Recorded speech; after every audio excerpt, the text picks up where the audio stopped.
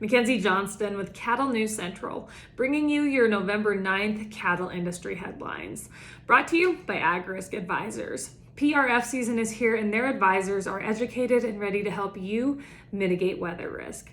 Their state-of-the-art technology and superb customer service ensures that your policy is in good hands. The PRF deadline is December 1st, right around the corner. So if you'd like more information, be sure to reach out to an advisor today. AgRisk Advisors, with you no matter what the weather.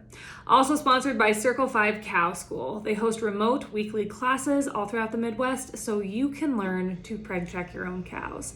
To view their schedule, head on over to circle5cowschool.com. That is the number 5 in there, or you can go ahead and just give them a follow on Facebook. According to Bloomberg, North American beef prices are skyrocketing because of the current labor crunch and supply chain issues that we are facing. In Canada, prices for a prime rib roast have increased 20% compared to last year, and they are at their highest level since 1995. Here in America, we've seen numerous cuts of beef hit record prices. A Canadian shopper, Ivan Korzanowski, recently considered purchasing a rib roast at a cost of $99. However, sticker shock got the best of him and he walked away from it.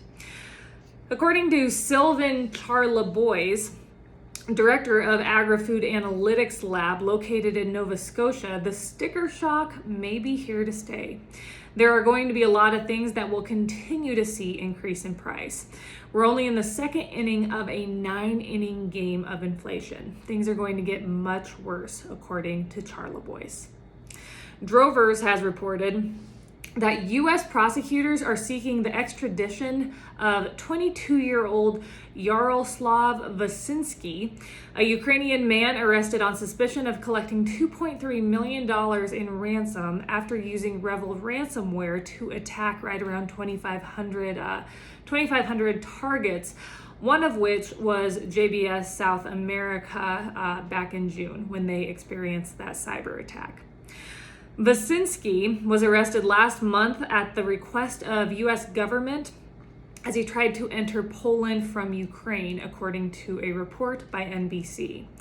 After the arrest was made, the U.S. Department of Justice and the FBI announced that they seized roughly $6 million in ransom payments.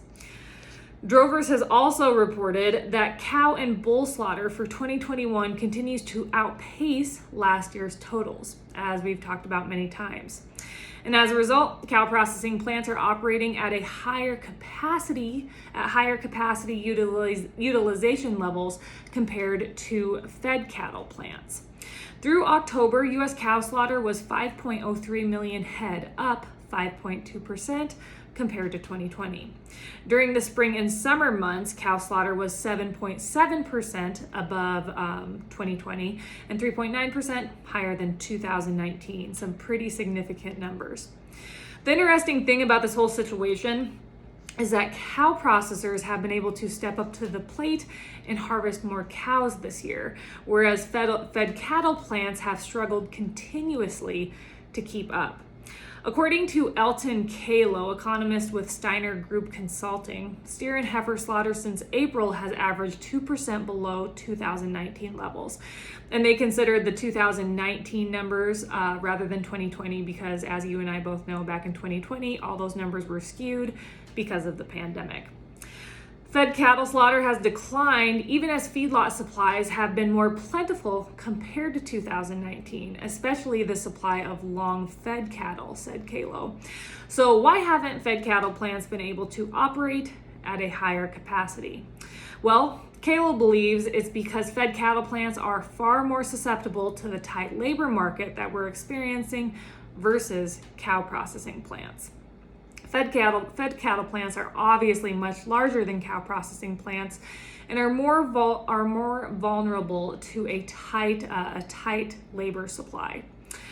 Another fact to consider is that far more muscle cuts are harvested in a fed cattle plant than in a cow processing plant.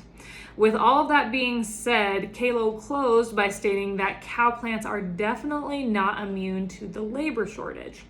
The value of highly trimmed cow cuts has increased dramatically versus regular grinding beef since the labor to trim those cuts is tight and demand for extra lean cuts continues to grow. That is all I have for you guys today. I hope everyone's week is rolling right along. Have yourself a terrific Tuesday. I'll see you later.